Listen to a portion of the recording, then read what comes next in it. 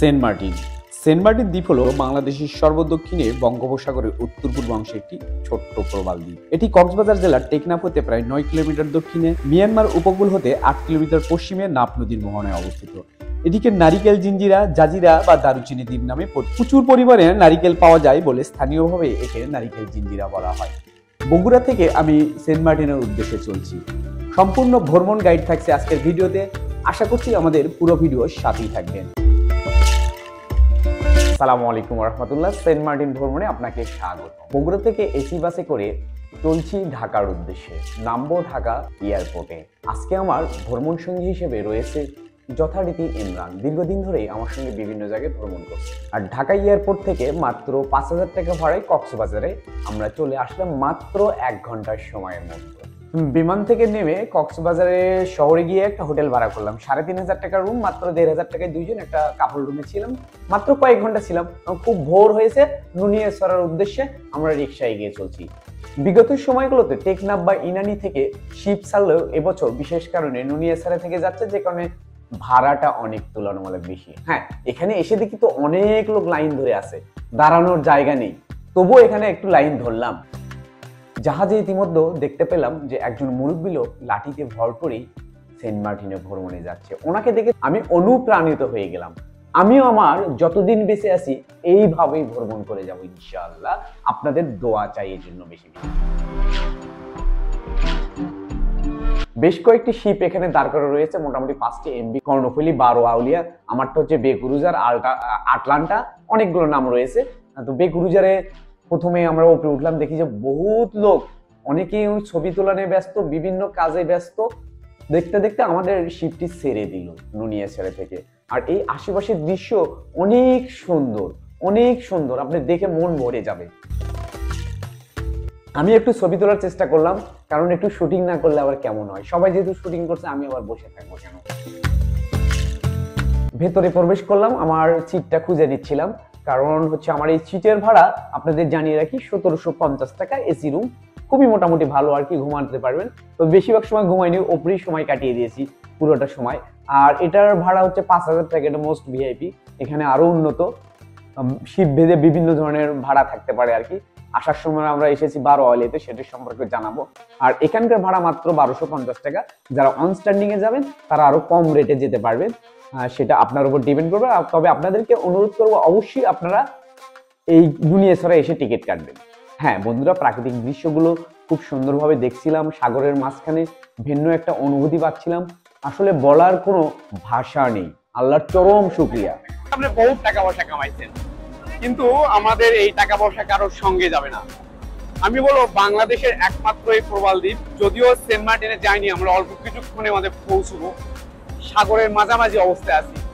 But এখানকার ফিলটা এত যে ভালো, সারা দিন রাত বেশি সময় হলে আমি জার্নি করে সেই বগুড়া থেকে আসতেছি, বাট এখানে এসে সব ক্লান্তি দূর হয়ে গেছে। মাশাআল্লাহ, আলহামদুলিল্লাহ। দুনিয়াকে দেখতে হলে, প্রকৃতিকে উপভোগ করতে হলে বিদেশ যাওয়ার হয়তো আপনার আমার অনেকের টাকা নেই, বাট সেন্ট মার্টিনে আমরা 1 বছর টাকা জমিয়ে যদি একবার আসেন, এইরকম ভিউ দেখেন, তো দুনিয়ার যে একটা প্রশান্তি, সেটা আলহামদুলিল্লাহ ফুলফিল পাওয়া যাবে। আমরা প্রায় সেন্ট মার্টিনের কাছে এসে গেছি। দেখতে দেখতে আমরা নেমে পড়লাম, দেখি হাজার হাজার লোক লাইন বেঁধে চলছে। এভাবে প্রতিদিন 2000 লোক যায় এবং 2000 করে আসে। এই হচ্ছে সেন্ট মার্টিনের অবস্থা। আগামী দিনগুলোতে এইভাবেই আপনাকে ভ্রমণ করতে হবে। খুব দ্রুতই হয়তো বা সেন্ট মার্টিন আর আসা সম্ভব হবে না, কারণ সময় শেষ হয়ে আসছে। তো অনেকেই দেখি যে আবার শুটিং করতেছে, টিকটক করতেছে। তা আমি কেন থেমে থাকবো? আমি ইমরানকে বললাম, ধর ভাই ক্যামেরাটা, আমি একটু টিকটক করি, কারণ অনেক টাকা খরচ হয়েছে। টিকটক না করলে তো আসলে বর্তমান সময়ে কারো দাম নাই, যদিও আমি টিকটকার না।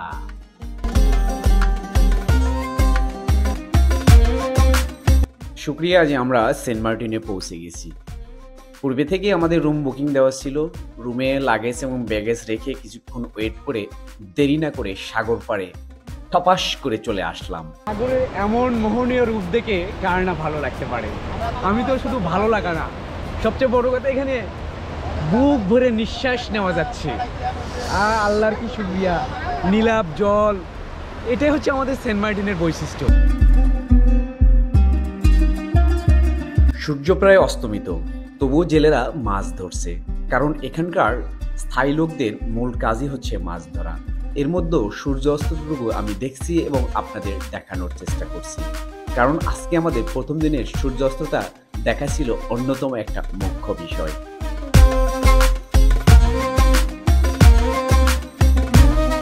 এরপর সাগর পাড়ে কিছু ঘুরে ফিরে চলে গেলাম যথারীতি রুমে, রাতের খাবার খেয়ে শুয়ে পড়লাম।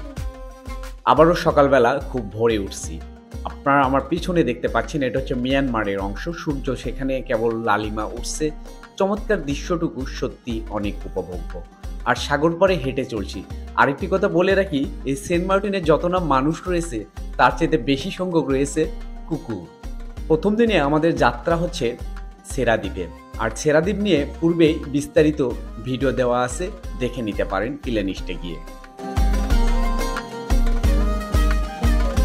সকালবেলা সূর্যোদয়ের পরে বের হয়েছি, পশ্চিম পাড়ায় চলে আসছি। আর পশ্চিম পাড়ায় প্রচুর পরিমাণে প্রবাল, আর এপারে হচ্ছে পুরোটাই বঙ্গোপসাগর।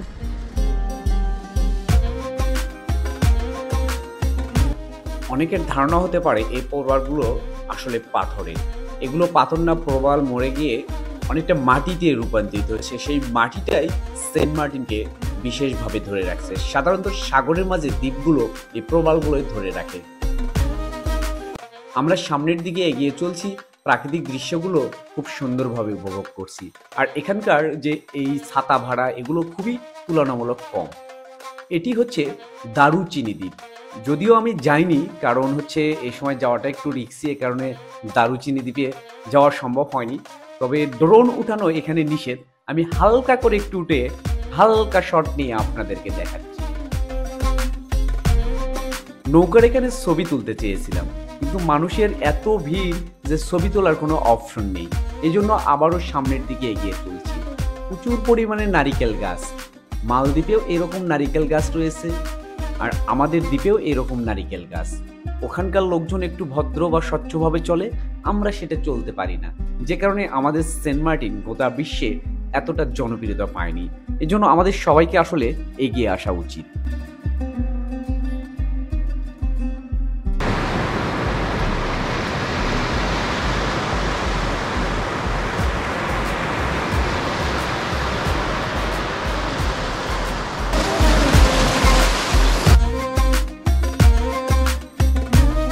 খুব কাছে থেকে মিয়ানমার দেখা যাচ্ছে, যদিও প্রায় 5-6 কিলোমিটার দূরে, যে কারণে মিয়ানমার ওভাবে হয়তো বা দেখা যাচ্ছে না।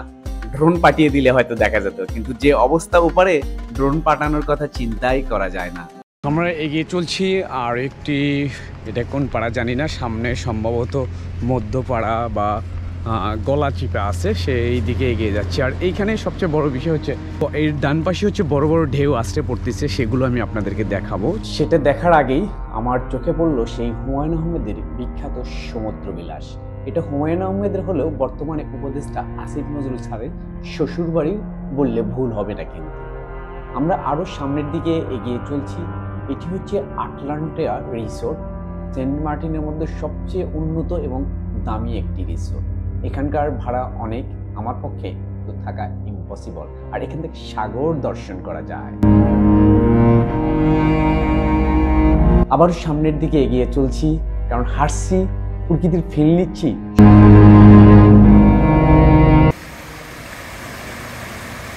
দেখুন প্রচণ্ড ঢেউ, আমি আপনার দাঁড়াতে পারবো না, কিন্তু ওখানে নৌকার কথা চিন্তা করেন, নৌকাটা সুন্দরভাবে দাঁড়িয়ে রয়েছে।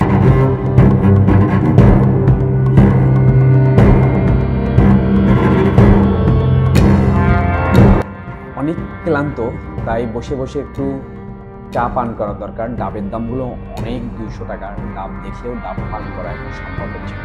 বহুত টাকা গত দিনে ফুরিয়ে গেছে, জানি না আরো কত ফুরিয়ে যাবে।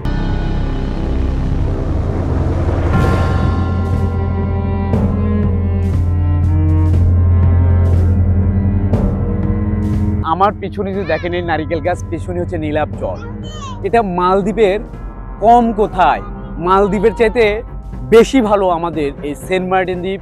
এই নারিকেল জিঞ্জিরা, প্রচুর পরিমাণে নারিকেল গাছ, এই কারণেই আমাদের এই দ্বীপটির নাম হচ্ছে নারিকেল জিঞ্জিরা। কত সুন্দর, কত দৃষ্টিনন্দন, সত্যি আসলে ভালো। যারা অনেক পয়সা খরচ করে মালদ্বীপ দেখতে যান, আমি তাদেরকে বলবো বাংলাদেশে মাত্র 2 মাস করে সময় দিচ্ছে এখানকার পরিবেশ সংরক্ষণ করার জন্য।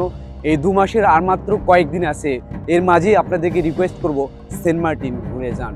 প্রকৃতির সব সৌন্দর্য এখানে, কি বলবো, কোনো কার্বন ডাই অক্সাইডের পরিমাণ খুব বেশি নাই, বুক ভরে নিঃশ্বাস নেওয়া যায়, কত প্রশান্তি চলে আসে। নেই কোনো হর্ন, নেই কোনো, শুধু সাগরের ঢেউ চারিদিকে। সত্যি চমৎকার নয়নভিরাম দৃশ্য।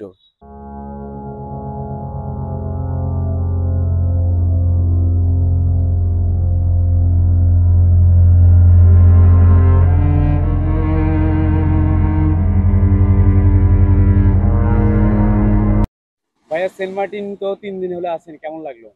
কি বলবো ভাই, এক কথায় অসাধারণ। সেই ভাই, সেই একদমই সেই। প্রত্যেকটা মানুষের জীবনে একবার হলেও সেন্ট মার্টিন ঘোরা প্রয়োজন। তাহলে মনে করেন বিভিন্ন মানসিক ক্লান্তি, প্রশান্তি সবকিছু মনে করেন দূর হয়ে যাবে। তাই মনে করেন আমরা প্রচুর টাকা মনে করেন নষ্ট করি বিভিন্ন কাজে। প্রত্যেকটা মানুষের জীবনে একবার হলেও সেন্ট মার্টিন ঘোরা প্রয়োজন।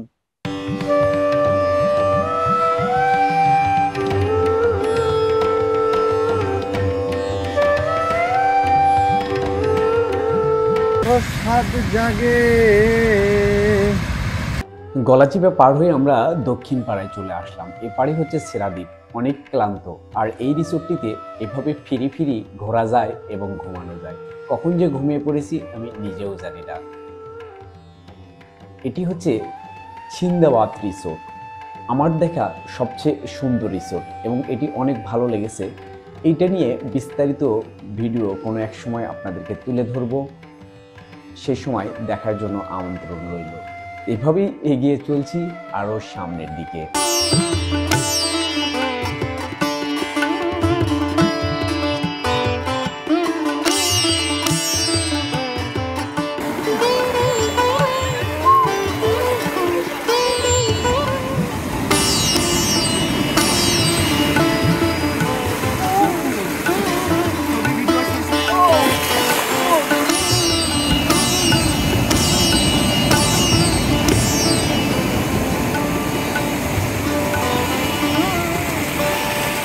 আমার সেন্ট মার্টিনের দ্বিতীয় দিনের অন্তিম মুহূর্ত। খুব ভোর থেকে উঠেছিলাম, সারাদিন প্রচুর ঘুরেছি, এখন সূর্য অস্ত গিয়েছে।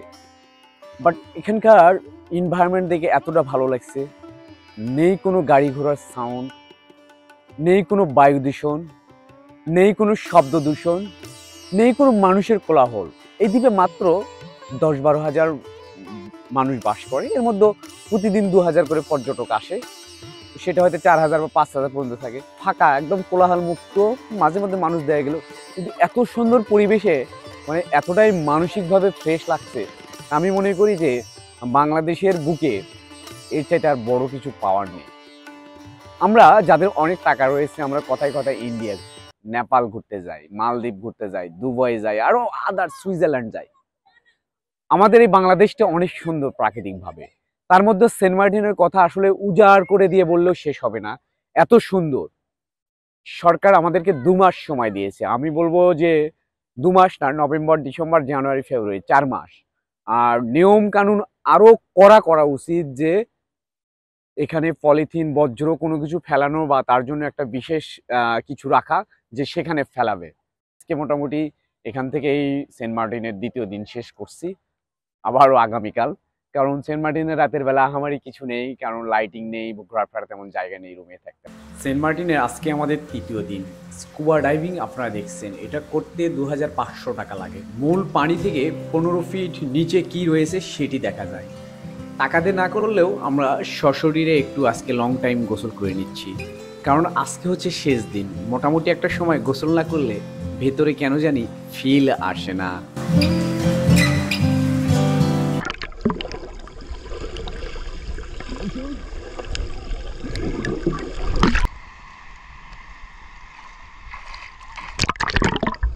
বিকেল অবধি ঘুরতে ঘুরতেই আমাদের 3টাই শিপ আসার কথা, ইতিমধ্যে আমাদের শিপ চলে এসেছে। তো একদল এখানে ঘুরে গেছে, আর একদল ঘুরতে আসছে। ভিন্নভাবে কেউ নেবেন না, তবে আমরা হচ্ছে যাওয়ার পালা। আর যাওয়ার সময় স্বাভাবিকভাবে অনেক কষ্ট লাগছে। সন্ধ্যা ঘনিয়ে আসছে, 5টার দিকে আমাদের শিপ ছেড়ে দিল। আমাদের শিপের নাম হচ্ছে 12 আউলিয়া। টিকেটের প্রাইস 1250 টাকা। সেন্ট মার্টিন ছেড়ে যাচ্ছি আর বুকটা যেন কেন হাহাকার করছে, খুবই কষ্ট লাগছে।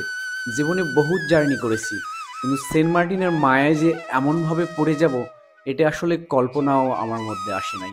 আপনারা যখন আসবেন এরকম সেন্ট মার্টিনের মায়ায় পড়ে যাবেন। যদিও এর আগেও আমি 2বার এসেছি, কিন্তু এবারের মায়াটা ভিন্ন। শিপে চলছি, এর মাঝেই কিছু লোকজনের সঙ্গে পরিচয় হলো। তাদের বাড়ি বগুড়া। শুনে নেওয়া যাক কেমন লাগছে তাদের। বগুড়া সদর সাকারা ইউনিয়ন, গ্রাম চালিতাবাড়ি, কবে 8 নম্বর ওয়ার্ড। আমরা প্রথমে আছি সোমবার রাতে আসছি। সোমবার রাতে ওখানে সাজেক গেছিলাম, সাজেক থেকে গত রাতে সেন্ট মার্টিনে রওনা দিচ্ছি। সেখান থেকে এখন আমরা যাচ্ছি কক্সবাজার। ওখানে আজকে মানে রাতে থাকবো, পরের দিন থাকবো, তারপরে পরের দিন সকালে রওনা দেবো আর কি। ধন্যবাদ। কজন আসছেন আপনারা? আমরা আসছি 10 জন আসছিলাম। সবাই এখানে আসছেন? হ্যাঁ, সবাই এখানে আছে। সার্বিকভাবে সেন্ট মার্টিন কেমন দেখলেন? আরে অস্থির, একদম মুগ্ধ হয়ে গেলাম। সেন্ট মার্টিন এত সৌন্দর্য, আল্লাহর যে এত কুদরতি সৌন্দর্য, তা বলে আল্লাহ মানে বলার বাইরে আর কি। আল্লাহর যে এত কি আর বলবো, প্রকৃতির সৌন্দর্য আল্লাহ নিজের হাত দিয়ে মানে আর কি ইয়ে করছে। না জানি আমাদের যে বানাছে আর এই প্রকৃতি দৃশ্য যে বানাচ্ছে তা না জানি আরো কত সুন্দর।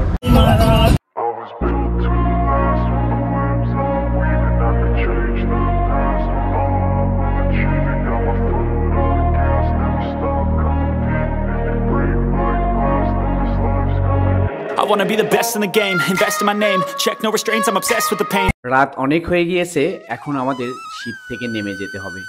আর আগামী পর্বে থাকবে সেন্ট মার্টিনের মানুষের জীবন কাহিনী। আশা করছি আমাদের সাথেই থাকবেন।